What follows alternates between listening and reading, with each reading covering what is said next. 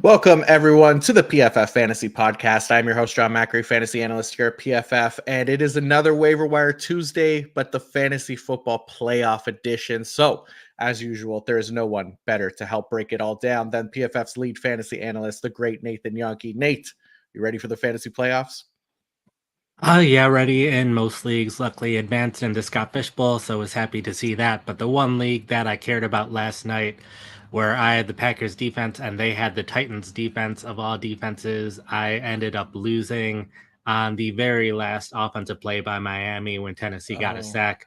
I God. was winning by a fraction of a point before that point, and then I was losing by a fraction of a point after that point. So I will be Oh, missing out in the playoffs in a league with the PFF consumer dev team where everyone in that league used my draft rankings and our live draft assistant tool to do their draft. So it was a fun experience doing that draft, having everyone use my strategy. But I ended up oh. missing the playoffs there with too many injuries throughout the year.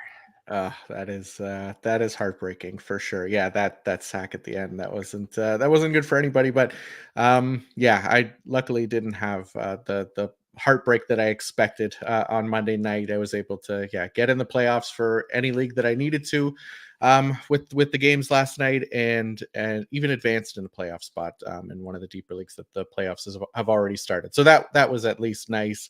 But yeah, Tua let us down on the prize picks projections. We wanted 32 and a half under 32 and a half pass attempts. He went over with 33. So that was fun to see, but it is what it is. Unfortunately, there were bigger things going on in that Miami Tennessee game. So why don't we start with some Monday Night Football recaps here? And any particular game you want to start with? Maybe we start with Tennessee Miami since we just kind of talked Sure, about them. Yeah, so that the works. Titans win it 28-27. Probably the biggest piece of news out of that game was that Tyreek Hill was dealing with an ankle injury. We saw him leave the game and not come back in until later. Didn't play his full complement of snaps, right, Nate? And then even didn't start the final drive, which was a bit concerning as well. So no word yet on what the status is going to be going forward. But what did you notice when Tyreek Hill was out of the game, as far as who replaced him and his overall playing time? Sure. So playing time to start the game was fairly normal for him. Played 13 of 19 snaps, and it's worth remembering with the Dolphins, they probably substitute their starting wide receivers out more than most teams do. That's both Hill and Waddle, letting their backups play significantly, particularly in running situations. And this is throughout the game, not just when they have blowout leads at the end of the game. So Hill was already getting rotated out a bit early in the game, and really the past couple weeks he's dealt with injuries in general that have cost him some playing time. So he's been well under 75% of offensive snaps each of the past 4 weeks. Cedric Wilson, he's been the primary backup for Hill recently. There are some teams that kind of use their wide receivers interchangeably. Miami is one of the teams where Hill will have a direct replacement, Waddle will have a direct replacement, and in this case, it was Wilson. Wilson was playing even more than Hill would have been playing just because Hill and Wilson will rotate in and out where Wilson didn't have someone to rotate out with. So Wilson was playing basically every snap for it was roughly half the game that Hill was out for from late in the first quarter to late in the third quarter. For most of the time, Hill was seeing his normal snaps. Once he came back, I know he went back to the medical tent between drives, but like you said, that very last drive, he was not in to start the drive. I wasn't super surprised by this just because they knew there was a possibility this was going to be a long drive and they'd rather have Hill for the end of the drive than the start of the drive if they didn't think he'd be able to play a ton of consecutive snaps since he usually doesn't. So a little surprising, but keep an eye on the injury report. I assume he'll probably be limited in practice most of the week. And as long as he is on the active roster next week, you're starting him just because even if he's playing just under 50% of snaps like he did in this one, he still caught four big passes, didn't score a touchdown in this one, but still a relatively good performance for him. Yeah, I think as long as he's active, nobody's hopefully not benching him. The wide receiver one on the year, he's been amazing, and like you said, even had some bigger plays while he was dealing with that ankle injury. So, like to see that from Hill. Hopefully, some optimism as we go through the week here. But yeah, even Jalen Waddle left at one point too, with a little bit banged up there. But how about for the Miami running backs? Because we saw kind of Raheem Mostert play the most snaps here, obviously, but it also dominated the carries. But we also saw Devin Achan see what 9 targets, I think, in this game, so was getting a lot more receiving work. So, what did the splits look like for the Miami running backs? Sure. So we had seen last week it was Mostert playing most of the first half, Achan playing most of the second half. So we thought this was probably going to be a similar game script where even if they continued that kind of rotation, we would still see plenty of Achan. So had him very high in my rankings. But this ended up being a game that was a lot more competitive. Miami playing from behind a bit in the game and then had a big lead late in the game and lost that lead. But the first half, we saw both running backs on the field fairly significantly. So Mostert was still seeing roughly the same amount of snaps that he did last week in the first half, roughly 2/3 of the snaps. But Achan saw a significant increase in his first half snaps because both running backs were on the field a bit. Achan was playing even more snaps lined up either in the slot out wide, often in motion. So he would still kind of get in the backfield at times, but still not lined up in that traditional running back spot for half of the snaps in the first half. Then once we got to the second half, it was a much more traditional Mostert as the early down back, HN as the passing down back. If you're looking at the charts, if you're watching us rather than listening, these look very similar to a lot of other backfields that have just a clear early down back, clear late down back with Mostert as the early down, HN as the late down. And that's basically what happened in the second half. Both of the running backs were running fairly well, averaging over 5 yards per carry for most of the game. Neither of them were doing all that great for fantasy football purposes until those last 6 minutes where Mostert scored a touchdown. The Dolphins got a turnover, were in good field position. Mostert scored another touchdown. So that worked out for Mostert. I'll be a little bit concerned about HN going forward just because they are playing the Jets, the Cowboys, and the Ravens. The Jets tend to have a good defense. They probably will be relying on the running backs. So if there's any week that I'm still trusting HN its next one, but the Cowboys, the Ravens, arguably two of the top at least 5 teams in the NFL, if not even better than that. So should be much some pretty competitive games there where Miami is unlikely to have a big lead like they've had in a lot of other games where HN's been able to dominate the second half. So still probably going to start him just because of the state of running backs in the NFL. And there are plenty of other running backs that I'm not going to be trusting, and HN has that upside to break any of his receptions or runs for a big play, but it's not the ideal schedule for really either of the running backs. Yeah, that's a tough stretch there for the fantasy playoffs for sure. For yeah, the entire Miami offense, unfortunately. So we'll see how that plays out here in the weeks ahead. But how about on the Tennessee side? Anything that really stood out to you here as far as player usage goes? Like obviously, DeAndre Hopkins led the way in receiving yards again. But did anybody else surprise you? I guess as far as their usage goes in Tennessee. The wide receivers, we talked about them last week, but they pretty much returned to normal this week. Traylon Burks was back to being a starter. Kyle Phillips was at least back to being on the active roster. Phillips only took 3 snaps in the first half, didn't play in the second half, so still not quite normal for Phillips, which let Westbrook Ikine play basically the entire game, both playing slot wide receiver and 3 wide receiver sets, and then being a primary backup in 2 wide receiver sets where whenever they're running the ball, they are another team similar to Miami where they like to rotate their wide receivers out a lot in run plays. So Westbrook Akine ended up leading the team in snaps among the wide receivers. Obviously, DeAndre Hopkins has been leading this wide receiver room all season long. That's not going to change. And even though Traylon Burks saw significantly more playing time this week, that didn't really lead to any more receiving production. So, if anything, this just means in 2024, Burks has a better chance of being a starter than he did a week ago and could be a late round breakout candidate at wide receiver. But And then at tight end, we had also talked about Chigoziem Okonkwo, talked about him yesterday as someone that I was excited about for this game because Josh Wiley wasn't active. We did see an increase in playing time, and at least by the end of the game, he had a decent receiving line because Tennessee needed to pass the ball. Wasn't kind of consistently used in the passing game throughout, but definitely had a couple of nice receptions near the end, which got him over that receiving mark that we were hoping for. Yeah, that was very nice to see. Sorry, I was on mute there.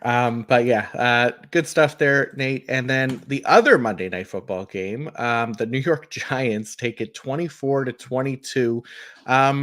Outside of the internet's determination to beat a dead horse with the overuse of the inarticulate Italian noises meme, what what did you take away from this Giants and Packers game? Any team you want to start with here? We'll start with the Packers. For both of these teams, the running back usage was very normal, tight end usage very normal, both of them with their backup tight ends that have continued to play the vast majority of snaps. So it was really the wide receivers that were the interesting part for both teams. With the Packers, Christian Watson was inactive with his hamstring injury. Dontavian Wicks had replaced Watson earlier in the season when Watson's been injured. Wicks has been rotating in and out with both Watson and Dobbs throughout the season, so it was no surprise that Wicks took over as the starter. Was leading the wide receiver room in snaps for most of the game until the fourth quarter, where he suffered injury and left the game. It was a pair of backups, Samari Torrey and Malik Heath, who took over at wide receiver from that point, since Jaden Reed still is largely just an 11 personnel wide receiver. And they were staying in 11 personnel most of the time after Wicks was out because they were playing from behind. Jaden Reed had a very weird stat line. He caught, I think, 8 passes for less than 30 receiving yards. So, not something that you typically see from wide receivers. A lot of short, average depth of target passes, even though he's perfectly capable of having deep passes as well thrown his way. Also, very involved in the run game. Ran, I think, 4 or 5 times and scored a touchdown in the run game. So, uh, PPR leagues, perfectly happy with him because he made all of those receptions. I am not including him in the waiver wire article, even though I know he is available in at least 50% of leagues in some websites, just because he's just consistently been available on the waiver wire slowly but surely, getting more taken in leagues, and haven't typically included those because anyone who's listening has already picked him up at this point. But he is still available in some leagues, so happy with Reed. And then switching over to the Giants, New York has typically had a 6-man rotation at wide receiver. Was down to a 4-man rotation in this one. Paris Campbell showed up on the injury report on Saturday with a knee injury. Was listed as questionable and was ultimately inactive. So believe it was the knee injury that caused him to be inactive. And then Sterling Shepard, who has also been part of the rotation, was playing at least 30% of offensive snaps these past 2 weeks. He did not receive a single offensive snap. Not too surprising considering his best game of the season is one reception for, I think, 13 yards, has 39 receiving yards on the season with that most one catch per game. So not too surprising that he was phased out of the offense. This all meant more playing time for Wan'Dale Robinson, who had a fairly good game, 6 receptions for 79 yards. Darius Slayton received more playing time, but he wasn't too involved in the passing game. We're still pretty far from a point where you're trusting any of the Giants wide receivers in your fantasy starting lineup, because it's still lots of guys. Different ones could have good weeks, different weeks, but Robinson probably is the most likely player who could become fantasy relevant at some point after this good game, and considering how much the Giants had invested in him before. So, at least worth keeping an eye on Robinson. But considering we only have a couple weeks left in the season, it might be more just building the hype for Robinson for 2024.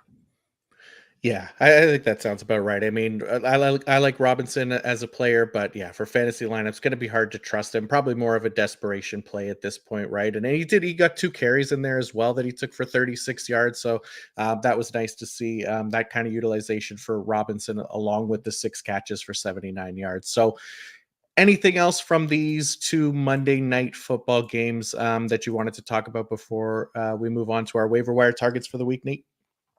The last thing I'll mention with the Giants, Darren Waller, he is expected to return to practice this week. That doesn't necessarily mean he will play this week, but the Giants do have a fairly nice schedule for tight ends these next three games, all three in the top 13 in allowing fantasy points to tight ends. So, on the off chance that Waller is available, if the fantasy manager who had him gave up on him, Waller could be a nice player down the stretch during these fantasy playoffs, assuming he's able to return to the lineup.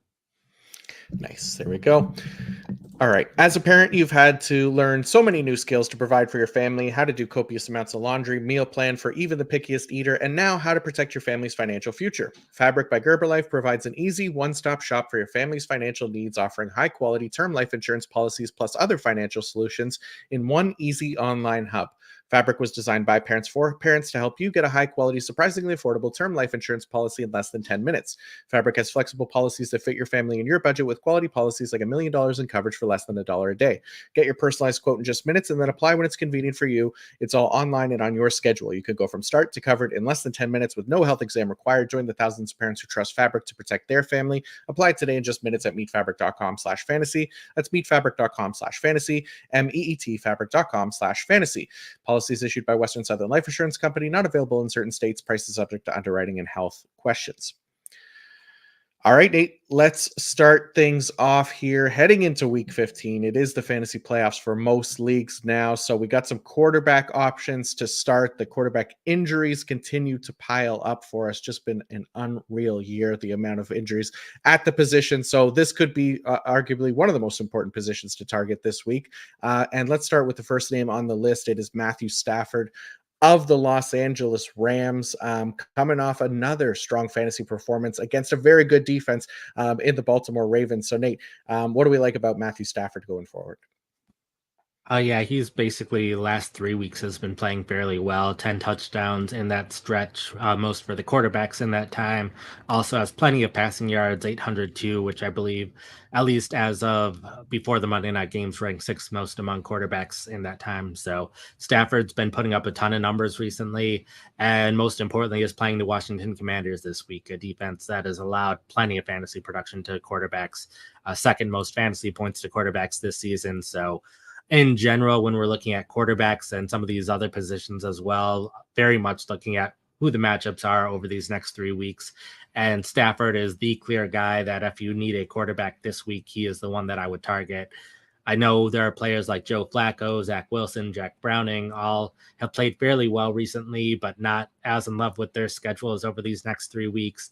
No clear matchups where I'd be really excited about them. And considering all of them have played relatively well on fairly small sample sizes. Also, just a bit more risky having any of them in the lineup in the fantasy playoffs, considering they could have a bad game easily enough. We've seen plenty of times where quarterbacks play well when teams don't have that much tape to game plan against them. And then once you get some tape on them, they stop doing quite as well. So probably more happy sticking with a quarterback that we've seen what they can do throughout the season, know what their upside is, and know the opponent that they're facing has allowed plenty of fantasy points. So if you need a quarterback specifically this week, Stafford's the guy. And even if you need a quarterback for the rest of the week, Stafford might be the best pickup in general, even though you might pick up Stafford this week and then drop him for someone else next week. Yeah, I love that. And I mean, like you said, the past 3 weeks, Matthew Stafford, QB6, QB8, QB5, he's just been amazing. I think most impressively, the last two games doing it against the Cleveland Browns and the Baltimore Ravens, two of the best defenses in the league, two of the best defenses in limiting fantasy points to the quarterback position as well. So, like you said, decent schedule here going forward: Washington, New Orleans, and the Giants. So yeah, really like Matthew Stafford here the rest of the way. Another name on the list, we talked a bunch about him recently. We even talked about Jameis last week, but Derek Carr got back healthy and in the lineup this past week of the New Orleans Saints, rostered in 23% of ESPN leagues. What do we like about Derek Carr for those that have missed it in recent episodes? Yeah, we probably included him for roughly the last 2 months. Completed 18 of 26 passes for 119 yards, 2 touchdowns this past week. So not the greatest game, but we know he was playing hurt. He did not have Rashid Shaheed. Michael Thomas still on injured reserve, I think at least for one more game. And then Taysom Hill also missed this week. So the combination of him being injured, the rest of his, almost all of his receivers outside of Chris Olave being injured, he still was able to score 2 touchdowns, which was good to see. Mostly liking him for his future schedule.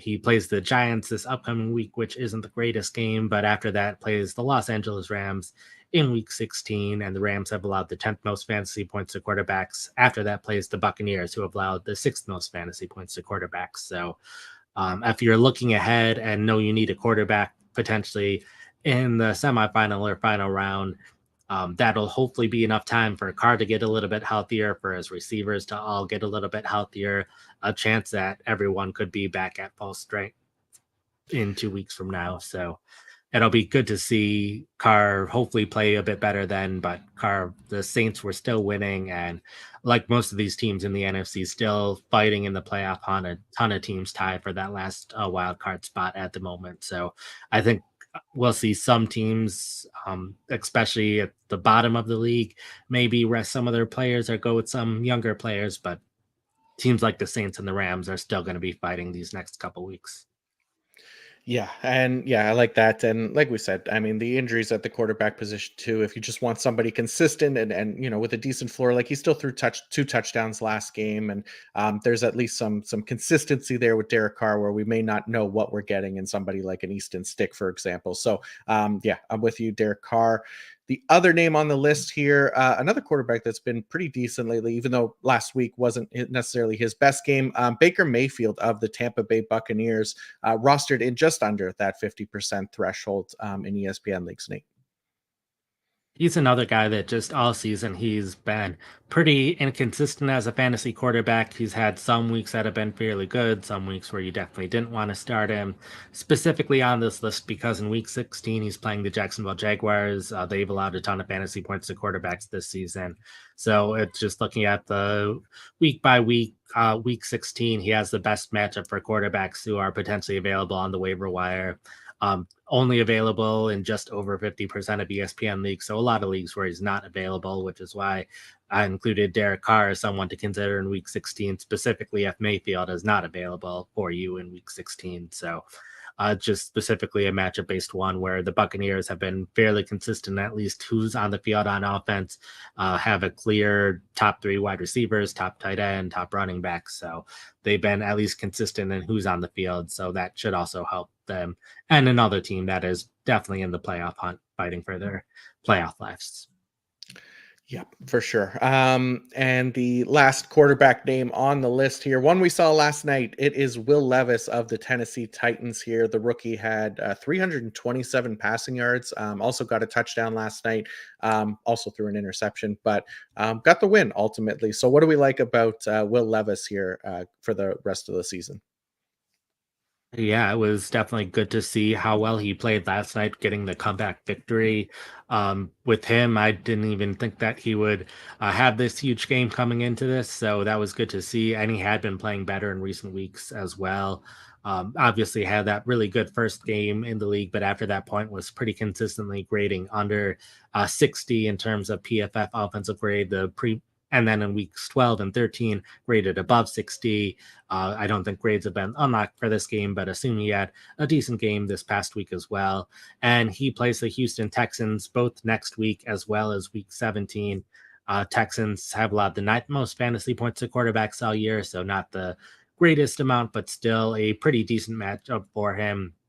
Uh, Team where Houston is also fighting for their playoff lives, but Lavis could very well be playing from behind or at least needing to throw the ball a lot in those matchups. And it's something where I'm still probably targeting Matthew Stafford for this week, but if we see Levis do really well against Houston in week 15, then you can be a lot more confident in what he can do in week 17 facing Houston again. So someone also in deeper leagues where some of the quarterbacks we just talked about are possibly taken, I think Levis, among the quarterbacks that are pretty widely available, is the one that I would consider, considering he's been the starter for a while now and has played pretty well recently. Yeah, and like you said, grades not finalized yet, but on first review here, looks like potentially a top 10 grade for the week, at least as far as passing grade goes for Will Levis. So yeah, another solid game for him. Um, that'll do it for the quarterbacks. So let's move to the running back position now. And we'll start with a name that we typically have finished with in the waiver wire targets, and that is Zamir White of the Las Vegas Raiders. So he was down there in the like deep league handcuff section of the waiver wire targets, and we talked about the reasoning behind wanting to pick him up is the potential for Josh Jacobs injury. Unfortunately, it seems like there is a Josh Jacobs injury now, dealing with a knee or a quad injury. I've seen it called multiple different things here.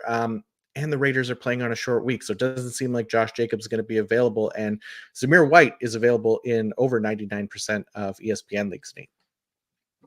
Yeah, after saying that we haven't seen too many running back injuries, I pretty much jinxed every starting running Yeah. back that I talked about their handcuffs in this running back waiver article. So this almost pretty much completed that. Josh Jacobs suffered that injury. And like you said, on the short week, um, we barely saw any playing time after Jacobs went down with the injury. I think they only ran 8 offensive snaps after that point, and Amir Abdullah took the third down snaps and then the 2-minute drill snaps. So not surprising to see Abdullah get the majority of the work.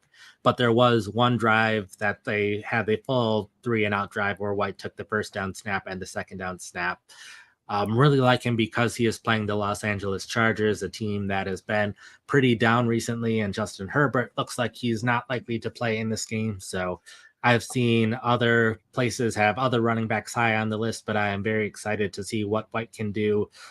He was a fourth round draft pick. We just really haven't gotten the chance to see what he can do in the NFL with Josh Jacobs playing a huge majority of snaps all the time. But I'd expect White to be the early down back, getting the vast majority of first downs and second downs.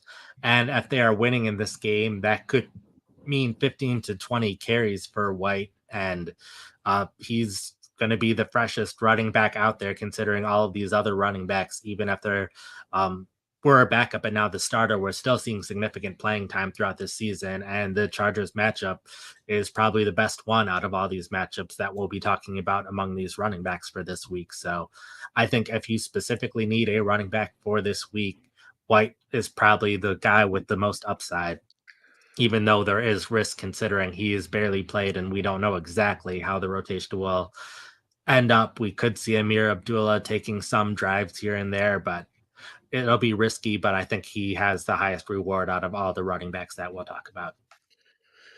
Yeah, I think I'm with you there for sure. Yeah, like you said, not a huge sample size on Zamir White this season, but we've seen the Raiders at least lean into Josh Jacobs significantly as in more of a closer to a one running back system. But like you said, there's at least potential there for Amir Abdullah to work in as well with Zamir White, since these guys aren't necessarily Josh Jacobs quality running back, but not that Josh Jacobs been amazing this year either. So yeah, definitely somebody to consider in most leagues. And another running back injury here, Nate. You mentioned jinxing it, and yeah, I couldn't agree more.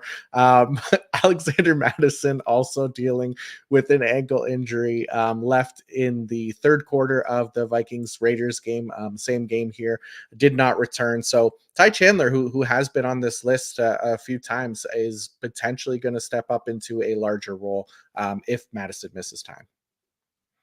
Oh, yeah, Madison was playing 21 of a possible 30 snaps in the first half, so we have seen sometimes this be more of a split, and it was clearly more towards Madison before the injury, but Chandler took the clear majority of snaps after the injury. The one thing to note is on third downs, they've been using CJ Ham at times, their fullback, for blocking purposes, so Chandler did lose a couple snaps on third downs, but outside of that, took nearly every snap, and he's graded relatively well so far this season. Grades above 70 in both rushing and receiving, so not an excellent running back, but he's been fairly solid. And the Vikings Remaining games are all against teams with playoff aspirations, though. So we might not see Chandler put up top 10 performances if Madison misses time, but he should see the clear majority of snaps, see double digit touches. We really haven't heard much from about Madison since the game ended. It'll be interesting to see. At least with Zamir White, we had the practice report yesterday for Thursday Night Football that Josh Jacobs did not participate in practice. So we at least can be a little bit more confident White will be the start of this week compared to Chandler, but we could get injury news later today about either one of them to the extent of their injury. So, like, if we found out that Madison was out for the rest of the season, I might prioritize Chandler over White because we also don't know how long Jacobs will be out for. But until we have that information about the injuries, mostly focused on what could happen this week, and Chandler could definitely be a fantasy starter this week if Madison is out.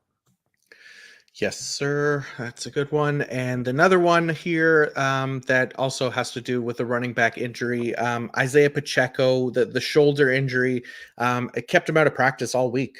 So that's never a good sign, obviously, even for his status going forward here. So we saw a combination of Clyde Edwards-Helaire and Jerick McKinnon for the Kansas City Chiefs, Nate. So we like Clyde Edwards-Helaire here listed on the waiver wire targets, who is rostered in 31.5% of ESPN leagues. What is it about Helaire that puts him over McKinnon for you? For me, it's Edwards-Helaire basically took the role of Isaiah Pacheco completely. Jerick McKinnon basically saw the exact same role that he has seen all season long. The only difference is they ran a ton of plays in 2-minute drills. Kansas City, a team that is typically winning and not needing to be in too many clear passing situations, but that was not the case this past week. And because they were in so many clear passing situations, McKinnon was seeing a bit more playing time. McKinnon ended up with more fantasy points, but that was only because he scored the touchdown. Um, and that was because it was a 2-minute drill and it was also a third down. So a clear situation where McKinnon would be in, but definitely a possibility Edwards-Helaire scores a touchdown in future weeks. It just needs to be situations where Kansas City is playing with the lead, where Edwards-Helaire would be the clear better option. And they do have better matchups ahead, playing Las Vegas and Minnesota in upcoming weeks. So a lot of this just depends on how long Pacheco will be out for. There's a chance he could be back this week, but if he's not, I think Edwards-Helaire, out of the 3 running backs that we've talked about so far, probably the safest option to start among the 3, but also probably has the lowest ceiling because we know McKinnon does get involved in passing situations, but also in goal line situations. So less likely that Edwards-Helaire scores a touchdown compared to some of the other running backs. Nice, like that.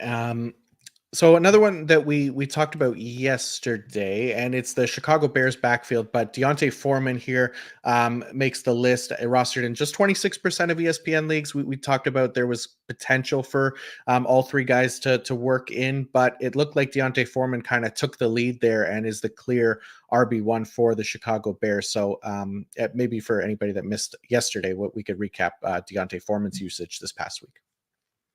Oh yeah, Foreman basically went back to being the player he was before his injury. Even with Khalil Herbert back, Herbert was restricted to a very small role in the offense, similar to how he was restricted 2 weeks ago.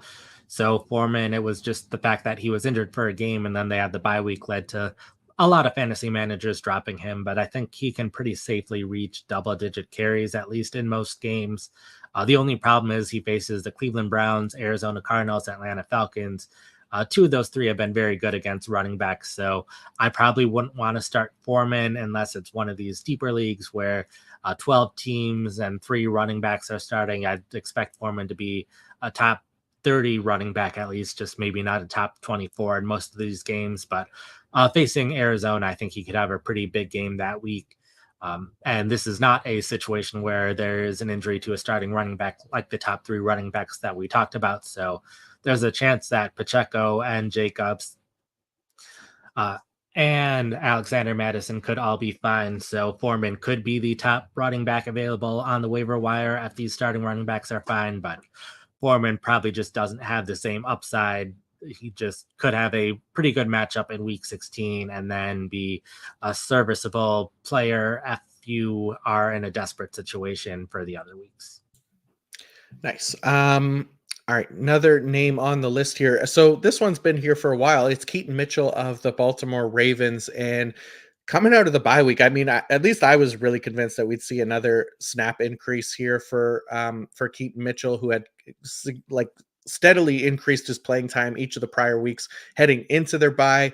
That didn't actually happen. He actually played a smaller snap share than either of the previous 2 weeks, but still 9 carries, 54 yards. Added a reception in there as well. So we still like Keaton Mitchell here going forward, right, Nate? Oh yeah, it's just still the possibility that he gets more playing time. This was kind of disappointing that he took a little bit of a step back this past week, but he's still playing very well. Was the clear best runner on the team, averaged those 6 yards per carry. Still Justice Hill as a third down and passing down back. So I think Mitchell, who had some nice catches both this past week and in general, I think in order for him to truly reach his potential, he needs to start cutting into that passing down workload from Justice Hill. So a little bit concerning there. Was rough because I thought he'd get at least 10 carries this past week, and it looked like he was almost going to get there. And then Baltimore had the punt return for the touchdown in overtime rather than just having a good punt return and then running the ball at least one more time. So that was tough beat there, but I think Mitchell at least has the possibility to get to the point where he's running at least 10 times a game. The schedule is fairly difficult. They are playing three teams that are division leaders right now. So that's also a big thing to note right now is Mitchell would probably be a lot higher on this list if the schedule was better, but it's the schedule really over these next 3 weeks that kind of pushes Mitchell down to the fifth running back that we're talking about rather than being the first one that we were talking about for a couple of weeks there. For sure. Yeah. At the very least, we want to see those snaps increase and opportunities increase. A player who could potentially have his opportunity increase. Another guy we talked about last week, but they were on a bye. The Washington Commanders were. And we know that Brian Robinson was banged up going into the bye week. So Antonio Gibson remains on the list here as we kind of wait for clarity on Brian Robinson's availability for this week. So Gibson, available in 44 or rostered in 44.5% of ESPN leagues. So, any other news that you saw about Brian Robinson? I haven't seen anything recently. Saw at one point that he is going to at least try to be practicing this week. And since they did just have their bye week, that did give him a bit more time to recover. So it'll be something where we're watching the injury reports all week for this one. But even if he is playing, the Commanders have a rough schedule for running backs. It's the Rams, Jets, and 49ers, three of the top teams, at least in terms of PFF run defensive grades. So um, we're only really considering him if Robinson is not playing because Gibson in week 12 after the injury was playing a clear majority of snaps, and Gibson will remain the passing down back. And in some of these games, they might need to be passing a lot, but it's really hard to trust Gibson when F. Robinson is still in the lineup just because he's completely reliant on those targets. He will get a couple of carries, but that floor isn't high enough to really trust him. So we really need Robinson to not be in the lineup in order to consider starting Gibson. And even then, it's a rough matchup against the Rams this week. So uh, we'll consider him, but I'll really consider a number of these other running backs ahead of him at this point. Yeah, makes perfect sense. Another guy that we talked about yesterday of the Cincinnati Bengals was Chase Brown. So we talked about him kind of flashing in the passing game. Obviously, had that big receiving touchdown off the screen pass, but starting to see a little bit more involvement here in recent weeks. So for anybody that missed it yesterday, what do we like about Chase Brown, who's rostered in nearly 90 or available in nearly 99% of ESPN leagues? Yeah, he has been more involved. He took over as the third down back. Travion Williams had that role all season long, but Chase Brown overtook him as a third down running back, and he continued to be significantly involved on early downs as well. Had a decent number of carries, but the big thing is his work in the receiving game. Caught two really big passes, one for I think it was nearly 50 yards, and then another for 25 yards. So had a huge game in the passing game. Not the greatest schedule for running backs, the Vikings, Steelers, and Chiefs. And Joe Mixon right now is clearly the lead running back, but there's at least a chance with how well Brown is playing that Brown continues to take a higher percentage of these snaps. So mostly picking him up just in case we see him overtake Mixon even more this week. So probably not someone that I'm considering in my starting lineup, but especially considering how available he is. And you might be in some leagues where a lot of the guys that we just talked about are all taken. So Brown is just someone to take a chance on because there's the possibility that he becomes a fantasy starter without an injury to this current starting running back. Yeah, for sure. And we'll talk about some handcuffs here. These are guys that we've had on the list for a few weeks in a row now. And at the top is Tajay Spears of the Tennessee Titans. We saw him last night take 7 carries for 29 yards, but more importantly, had 6 catches for 89 yards. He was actually second on the team in receiving yards this past week. So he is one of the more rostered handcuffed players at 37%. We also have Kenneth Gainwell of the Philadelphia Eagles rostered in 15%. And for those deeper leagues, Isaiah Spiller of the Los Angeles Chargers available in over 99% of ESPN leagues. So, I mean, we talked about them as being handcuffs, but anybody that you want to go into specifically here, Nate, with these 3 guys? Yeah, I'll just mention both Spears and Gainwell. We did see both of the starting running backs for those teams get injured a week ago. Both of them ended up playing their full amount of snaps this week, but at least noting that they're a little banged up, but there are also matchups upcoming where we could see a lot of Spears and a lot of Gainwell. Like last night's game, it was kind of close throughout, but we saw Spears get very involved in the passing game. They do play the Seahawks in week 16, and Seattle's allowed the 5th most fantasy points to running backs. And that's a game where Tennessee could be playing from behind with Seattle, who's had a very rough stretch of games, but I think still is capable of being a fairly good team. So I think Spears could be pretty involved in that game. Gainwell, similarly, the Eagles have had an incredibly tough schedule these past couple weeks, but that lightens up significantly over these next couple weeks. So could be games where Gainwell is seeing significant playing time, especially to give Swift a bit more of a rest. Includes facing the Giants in week 16, and they've allowed the 9th most fantasy points to running backs. But I think the most interesting name is probably the last one on this list, and that's Isaiah Spiller of the Los Angeles Chargers. He was a healthy and active these last 5 weeks, but he pretty much took over from Joshua Kelly as the backup running back. We've seen Austin Eckler have a series of bad games. Had a little bit better game this past week, but I think this could still be a fluid situation and one where the Chargers have pretty well fallen out of playoff contention here. So they'll start looking ahead to next season. And it would not be surprising if Eckler is not on the team next season, considering how he's played and his age and what he wanted in his contract this year. And the Chargers faced the Denver Broncos in week 17. And Denver had a ton of fantasy points to running backs early in the season, have become a little bit better in recent weeks, but there's still been some weeks where Denver's allowed plenty of fantasy points. So if we get to a situation where the Chargers are fully out of the playoffs, we might see Spiller get an even larger role. So someone to pick up just in case those things happen and he ends up seeing double-digit carries against the Denver Broncos defense that's allowed a ton of fantasy points. Yeah, that would be pretty ideal there if anybody's picking up Isaiah Spiller, obviously. And it would be nice if Austin Eckler could also kind of bounce back a little bit too. We know he got the touchdown, but late last game. It was looking shaky there for a while. So, all right, let's do a quick ad break here. And this one is from our friends at Prize Picks. Prize Picks is a skill-based, real money daily fantasy sports game. How does it work? You pick 2 to 6 players. If they will go more or less than the Prize Picks projection, you can win up to 25 times your money on any entry. So, Nate, last night we had you had Chico Okonkwo over 33.5 receiving yards. He hit. I had Tua Tagovailoa under 32.5 pass attempts. He had 33. That one missed.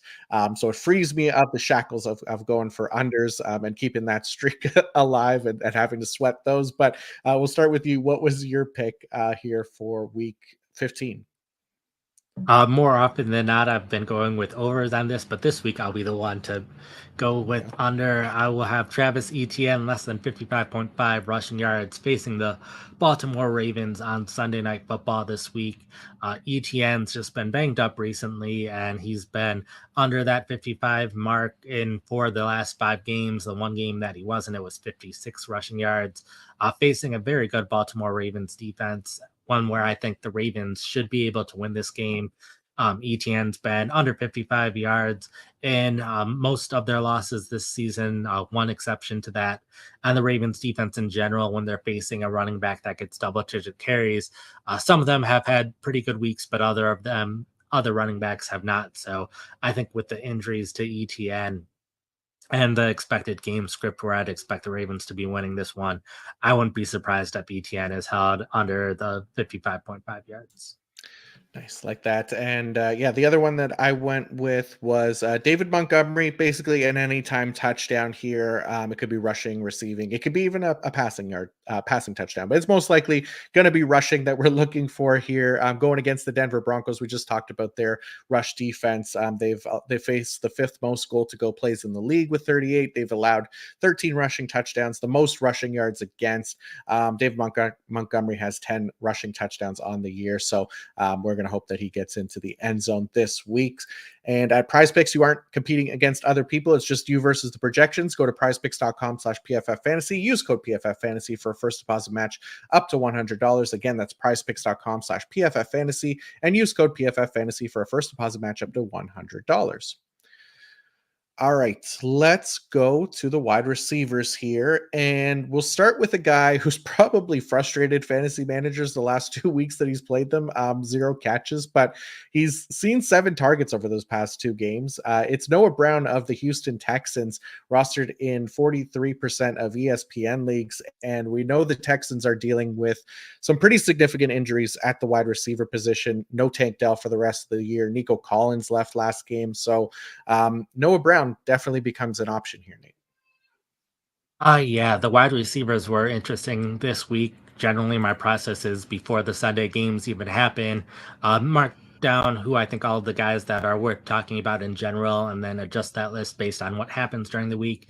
And there really weren't any wide receivers that had good weeks that are available on the waiver wire. So a lot of these wide receivers are guys that we've talked about before, but Noah Brown, yeah, he hasn't caught a pass in the past 2 weeks coming back from injury, but the 2 games he played before his injury caught 13 passes for 325 yards and a touchdown. So we know he's capable of having huge games.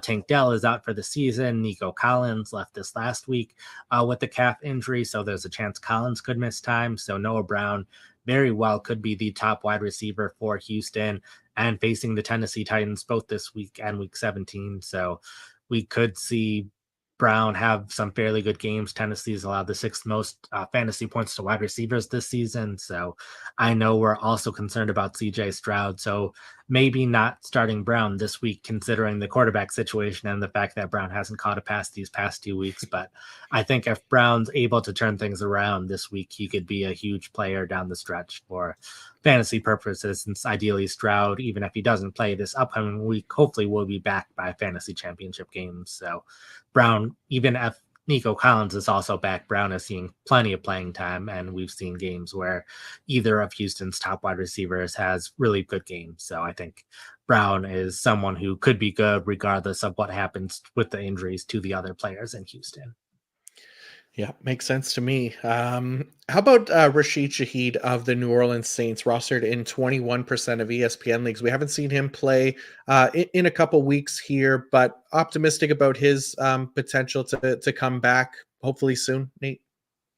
Yeah, it's at this point hopeful about his ability to come back. We really don't have much to know if he's going to be ready this week or not. It's just hoping that, or knowing that if he does come back and he is able to come back and be relatively healthy in those games, the Saints have a really good schedule for wide receivers. Playing the Giants this week, the Buccaneers in week 17, both have allowed plenty of fantasy points to wide receivers. And Shaheed was very involved in recent weeks when Michael Thomas was out. So assuming Thomas does not come back from injured reserve and Shaheed is still playing, I think Shaheed could have some very big games in those matchups. But a lot has to go right in order for him to have good games in those matchups. But hopefully he's able to get healthy, and like ideally Thomas is able to get healthy too. But if Thomas does not, I think Shaheed could have some very big games. Nice, makes sense. And yeah, we got a question on Rashid Shaheed as well. In the comments, Joe Salviano asks, "Is Rashid a drop?" So I mean, you laid out the reasons why you liked him. I mean, I guess it's depending on who you're dropping him for at this point, right? Yeah, and at this point, like we no teams are on bye weeks anymore, so your bench is really players that you know that you're going to start at some point during the fantasy playoffs. But anyone that you know that you're not going to start, you can drop, and it's picking up players who have a chance to have really good weeks. So with Shaheed, there's a chance that he could have a really good week in the fantasy championship game. So it just depends on how big your bench is and how much the players that are on your bench, you know, you're already going to be starting them at some point. But I really like to lay out for the 3 weeks of the playoffs who I'm already considering starting for each week. So I know who is droppable and who is not. So the bottom of the bench should all be players that have a high upside if things happen to go right, even though there is a chance that things don't go right over these next few weeks. Yeah, makes perfect sense to me. All right, let's move to the next name on the list here, and it is Romeo Doubs of the Green Bay Packers. So we saw him last night and didn't have the biggest game, obviously, just the 4 catches for 32 yards. But Christian Watson dealing with the hamstring injury, there's at least potential here for Romeo Doubs to continue being more involved going forward. Yeah, we saw him have that impressive night the week prior facing Kansas City, was getting shadowed by L'Jarius Sneed and still put up some big plays. And I wasn't all that surprised that he didn't have a huge game against the Giants last night. The Giants are the team that uses the most man defense this season. And really looking at the Packers receivers, it's Christian Watson who dominates man defenses, and the rest of them are much better against zone defenses than man. So not too concerned about the struggles for Dobbs or the Packers passing game in general against the Giants. It was just a bad matchup for them, but they played the Tampa Bay Buccaneers this defense this week. Tampa Bay's allowed the fifth most fantasy points in Tampa Bay, another team that's very much in the playoff stretch. So this should be a fairly competitive game where the Packers will need to pass the ball a lot. So I think Dobbs should have a fairly good week this week. So I would be perfectly fine if you have to start him, but he's seen plenty of targets throughout the season, especially if Dontavian Wicks ends up missing time with his injury as well. Um, Even if all the wide receivers are fine, I think Dobbs is a fine option, but he becomes an even better option because he starts getting substituted out less often the more Packers wide receivers that are injured.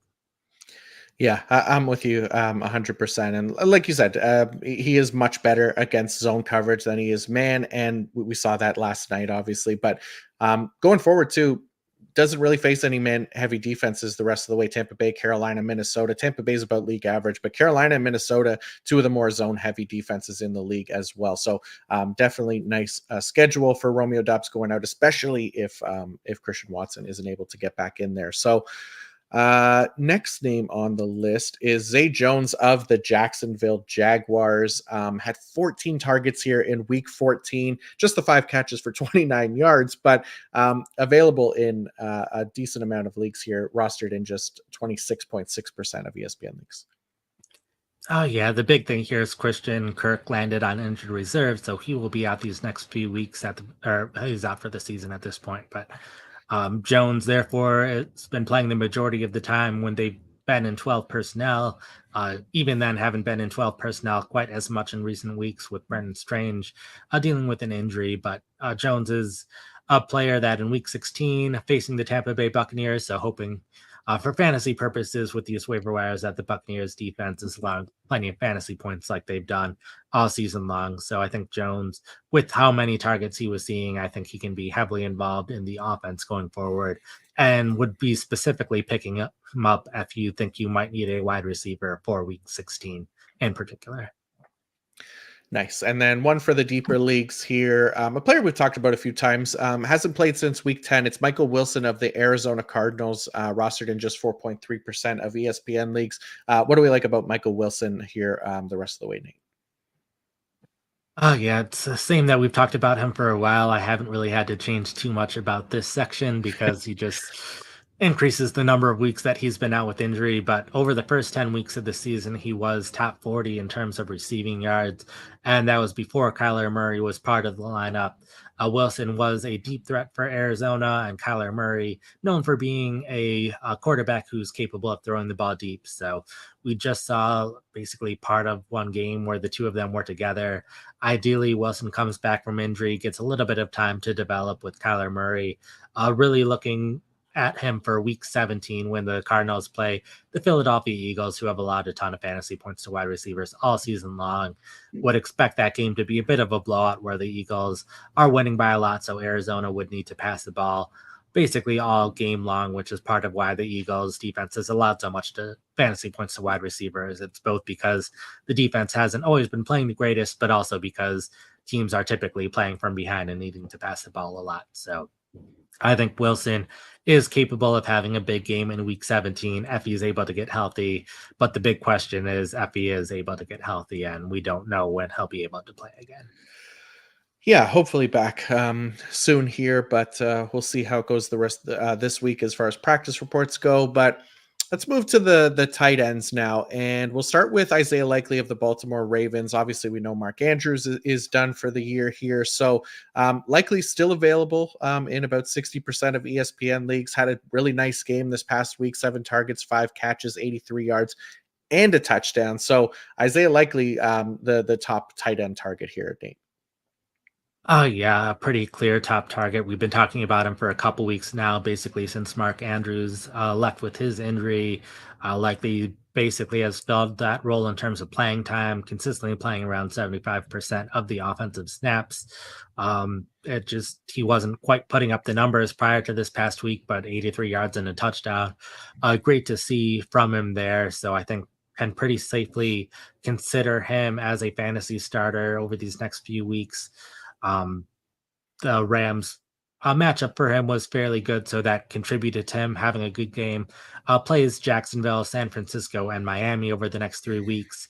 Um, Concerns against the 49ers defense. The 49ers have been very good against tight ends, but the other 2 weeks facing Jacksonville and Miami would not be at all surprised if I'm ranking him among the top 12 fantasy tight ends for those 2 weeks. So definitely think he can be a fantasy starter more often than not over the rest of the season.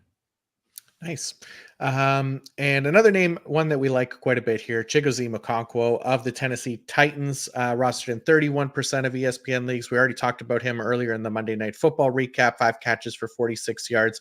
But that playing time steadily increasing here, right? So 74% of the routes run last week. So each of the past 4 weeks, that route participation number has increased. So we're continuing to like Chigo Okonkwo as he makes a late season surge to get back in our lineups here. Yeah, the rest of the tight ends we'll be mentioning all players who have some good matchups at various points throughout the fantasy playoffs. I would not be surprised if I'm not ranking any of them among the top 12 fantasy tight ends in any of the weeks, but these are really for if you are desperate at tight end for whatever reason. I think Kunkwo, a lot of it will depend on Josh Wiley's health. Wiley didn't practice last week and was inactive. It's unclear at this point how long he will be out for, but they at least did not put him on injured reserve. The big thing here is they play the Houston Texans week 15, week 17, and the Texans have allowed the fourth most fantasy points to tight end. So we talked about Will Levis for a similar reason. It's just good matchups and young players who are capable of playing well. So Kunkwo has been putting up some decent numbers these past few weeks. So especially if Josh Wiley is not playing, he's probably the best player to consider this upcoming week outside of Isaiah Likely. Yeah, makes sense to me. All right, another name on the list here. It's Hunter Henry of the New England Patriots, rostered in 16% of ESPN leagues. I mean, he's coming off a big game here, right? 3 catches, 40 yards, and 2 touchdowns. Patriots dealing with a bunch of injuries at the wide receiver position. So we feel okay about Hunter Henry going forward here. Yeah, it's mostly he's the best option for week 16 facing the Denver Broncos defense. Allowed the most fantasy points to tight ends this season. Had the 2 touchdowns on his birthday on Thursday Night Football, so that was good to see.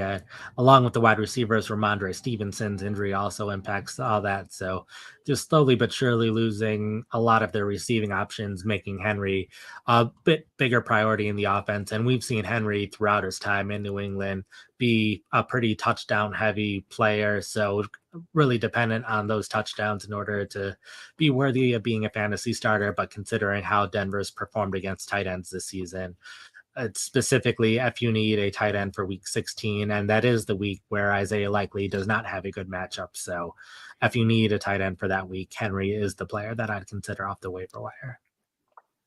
Nice. And then another name here for the Los Angeles Chargers playing on Thursday night. It's Gerald Everett, who is rostered in 27% of ESPN leagues. We just saw him get 8 targets, 5 catches for 39 yards. So we feel okay about Everett as a potential player at some point in the fantasy playoffs. Yeah, this is really they play the Broncos in week 17. So it was just looking at who plays the Broncos each week and picking the tight ends against them. And Everett just played the Broncos. 5 receptions for 39 yards isn't all that great in terms of fantasy production, but it's probably better than what a lot of other guys off the waiver wire will be getting in week 17. And with how many targets he had, ideally he would have been putting up more fantasy points. We know Everett is capable of doing some nice things after the catch. Wasn't doing too much of that against the Broncos this past week. So I think going up against Denver again, I would project him to do a little bit better than he did this past week against Denver. So specifically, if you think you need a tight end for the fantasy championship week and are that desperate for one, Everett is the player that I would consider. All right. And then last name on the list, available in 100% of ESPN leagues, seemingly coming out of nowhere this past week. It is Davis Allen of the Los Angeles Rams, gets 5 targets, 4 catches, 50 yards, and a touchdown. Tyler Higbee was out, so I'm sure that was a big part of it. But Davis Allen, Nate, really seemingly out of nowhere.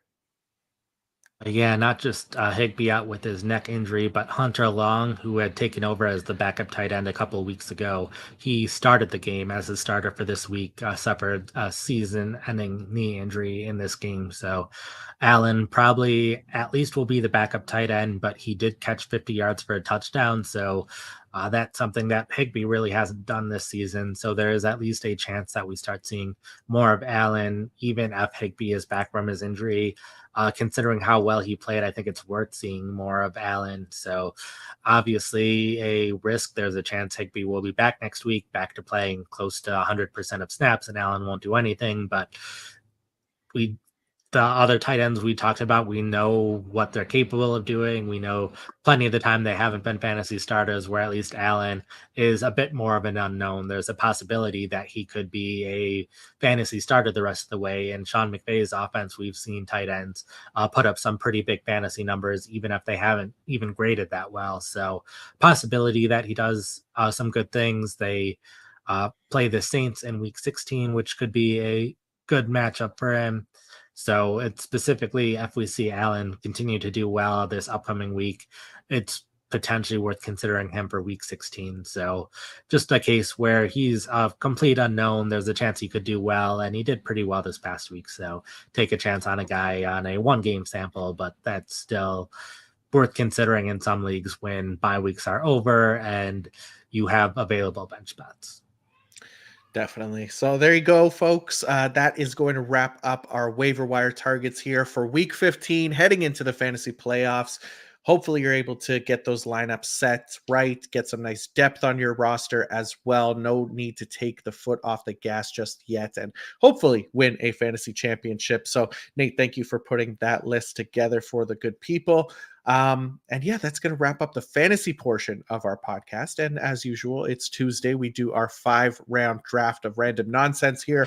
Nate, last week, what did we do last week? We had Hall of Fame. Yeah. Was it the Hall of Oh Fame yeah, one last current week? Yeah. players for Okay. the Hall of Fame. Yep. Yeah, that's right. Yeah, just a complete brain fart on my part here. But yeah, that's so yeah, we did the current NFL players most likely to make the Hall of Fame. So I did get the win on that one. So you'll have the first pick in our draft this week, which is the best video game franchises of all time. I'm excited for this one. I have a big list here.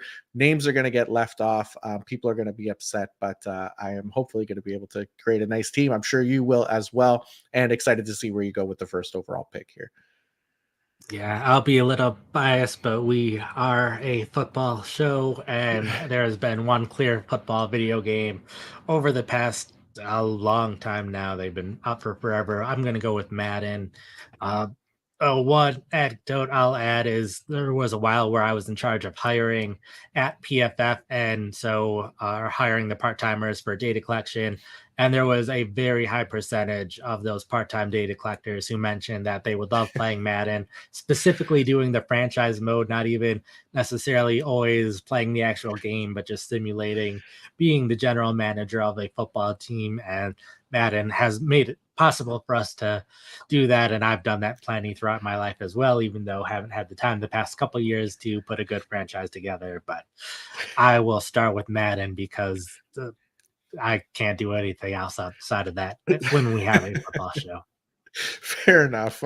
Yeah, the Madden, the tradition of talking about Madden in the part-time hiring process didn't really go away even when I was doing it. That was a very common one, and yeah, it gives you pretty good control of the team. It makes people believe that they could be better GMs and head coaches than what's currently in the NFL as well. So there's definitely that, and like you said, it is the only football franchise right now. So I like it. I went with. Yeah, I mean, the first choice here is tough, but I think I'm going to go with Super Mario. The Super Mario franchise, I mean, it's been around forever. It was really the original video game here. I mean, as far as like the modern era, and I say modern, but the NES era that, that started the 2D side scrollers and everything. And I mean, they just continue to put out high quality video games here, Super Mario, including Mario Kart, which is still a banger to this day. And yeah, Super Mario Odyssey, one of the best additions to that franchise as well. So love the Super Mario franchise, and I'll put that as my top pick. Yeah, can't forget Mario Tennis in there. Mario Mario Tennis, Tennis, yeah. personal favorite of Mario mine too. Golf, Mario, yeah, baseball. There's all So kinds. yeah. I will stick with Nintendo then, and I will go with the one thing that could potentially rival Mario with Nintendo, and that is the Pokemon franchise. Everything that they've Nice. done over the years, including Pokemon Go, which was that phenomena, what, 7 years ago now at this point? But um, yeah, with these first couple picks, there's like everyone knows exactly what I'm talking about, so I feel like I don't Yeah, need to yeah. answer much. Yeah, same thing, for my next pick as well. I'm gonna go with the Legend of Zelda franchise, another one that just high quality from start to end here. I mean, there's numerous potential for the best Zelda game, whether it's Link to the Past, Ocarina of Time, even Majora's Mask, even the most recent ones, Breath of the Wild, Tears of the Kingdom, both amazing additions to the franchise as well. So, yeah, I'm going with the Legend of Zelda. Well, I will go with a longtime tradition of our podcast, and that's picking Marvel related things. So I'm going to go with Spider Man, even though there's only been really the two, or however you want to count it so Yeah. far with that stuff. But those Spider Man video games have been fun, and I hope that continues on for a long time. But we've picked Spider Man stuff, and that's tended to do well in our drafts. So hopefully, enough Spider Man fans will be able to see that and pick my team just off that alone. Yeah, the most recent game, I think that's well, maybe it's Super Mario Wonders more recent, but Spider-Man, yeah, most recent Spider-Man game was amazing. I just finished it not too long ago, Spider-Man 2, and yeah, it was one of the more fun games I played this year. Um, Next on the list for me, I'm going with my personal favorite video game franchise. It's probably not everyone's favorite, but it's Metal Gear Solid. This is the series that basically made me fall in love with video games way back in like 1998. I think the first one came out and just kind of blew my mind as far as everything they did, innovative, um, you know, gameplay and functions of video games that I didn't even think was possible, as well as a great story and fun game. So Metal Gear Solid will always be my favorite. So it gets my third pick here, which I'm happy with. Fourth pick, I'm gonna go with Super Smash Brothers. That's the one game where I'm like, at times I'm considering if I even need to get the next Nintendo system, but then the second Super Smash Brothers comes out, I'm like, okay, now I need it, and now I need to get Super Smash Brothers. Just each of the iterations of it. There's some of these franchises where like I'll play some of the games, but not end up playing some of the others. But Super Smash Brothers was one where every time that they have come out with a new game, have made a priority to play it, and always wanted to play with friends, and plenty of memories with that. Yeah, definitely one of the more fun games to play with friends for sure. Super Smash Brothers, always fun. All right, next up on the list for me, I'll go with the game that basically made me think of this as a potential here for our draft, and that was because the new Grand Theft Auto 6 trailer came out. I guess it was last week now, but Grand Theft Auto as a franchise recently has been, I mean, one of the most fun games. They're violent as hell and just crazy game, but with the amount of things that you could do in those series, especially GTA 5, the I think the highest selling video game, well, one of the most highest selling video games of all time here. But GTA 6 coming out 2025, but I feel like Grand Theft Auto definitely deserves to be on the list here. Side note, while I was doing my research with this, trying to make sure I wasn't forgetting anything, like the more places that I was looking at, the highest grossing video game franchises, there are some wildly different lists there. So I Right. don't know which video games are the highest selling because it looks like I've seen different numbers, different places. But Yeah. with my last pick, I think I am going to double down on the football video games. It's been a Oh, decade since we've seen NCAA football, but hopefully we are seeing it back this upcoming year. But even though there's plenty of similarities with Madden, it definitely has a different feel to it. Being able to do that kind of version of the franchise mode, getting to run triple option offenses is always fun, since pitching the ball works out most of the time when you don't line up off sides. And even being able to play as the mascots is something that I remember being fun in that game rather than just the football players. So I will double down on EA Sports and get NCAA football for my last pick. nice. Yes, I appreciate you making our friends at EA Sports happy there with the NCAA choice there. So that leaves me with a lot of options here and some names that are definitely going to be left off the list and making people upset that we didn't pick them. Last pick, I guess I will go with I don't even know. I'm just gonna go with a personal favorite. I am gonna go with the Uncharted series. The Uncharted series. Um, I really just there's a million names that could have gone in here, but I'll go with Uncharted. Just the 4 or 5 games that they've put out they've all been amazing. Each one better than the last. So loved every bit of those games, and definitely gonna make the list here. But leaves out like Sonic the Hedgehog, Donkey Kong, Last of Us, Resident Evil, Call of Duty, God of War, Metroid, Mortal Kombat, Street Fighter. We left out a ton of franchises here. So, See, I yeah, drafted Smash Brothers, so I covered at least half of there you those go. in the one game. So Yeah, so I appreciate that. But yeah, that gives you Madden, Pokemon, Spider-Man, Super Smash Bros, and the NCAA football franchise. Gives me Super Mario, Zelda, Metal Gear Solid, Grand Theft Auto, and the Uncharted franchise. So with that, that will wrap up our episode for today. We do have a question potentially coming in here from Bryce, who's getting it in just in under the wire here. He has a kicker and defense question. So fire it off here, Bryce, and we will try to get this answered here in the final bits. But before we do that, Nate, while he's coming up with this question, let everybody know what you have up on pff.com this week. sure, have the recaps to all of the games from this past week and the waiver wire article that we just went over.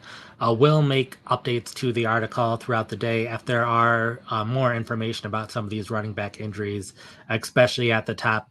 If we get information about how long someone's out for, that could change who's at the top there. So we'll have updates, and then we'll have rankings for this upcoming week. That'll be up later today and an article form tomorrow, and then starts it up on Thursday.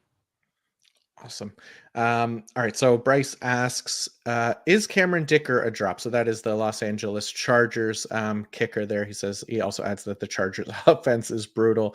And yeah, it might be without Justin Herbert and the Austin Eckler struggles, obviously. So would you be looking to upgrade at kicker, I guess. Probably, yeah, at this point. The only bright side is there could be some bad weather games. I haven't looked ahead to this week's weather reports yet, but at least playing Las Vegas at their stadium and then playing in Los Angeles, they are probably less likely to be dealing with bad weather than some other teams. But considering the offense and how they performed, I'd probably be looking to upgrade at kicker. And then the other question he has is on defense and which defenses to consider over the rest of the season.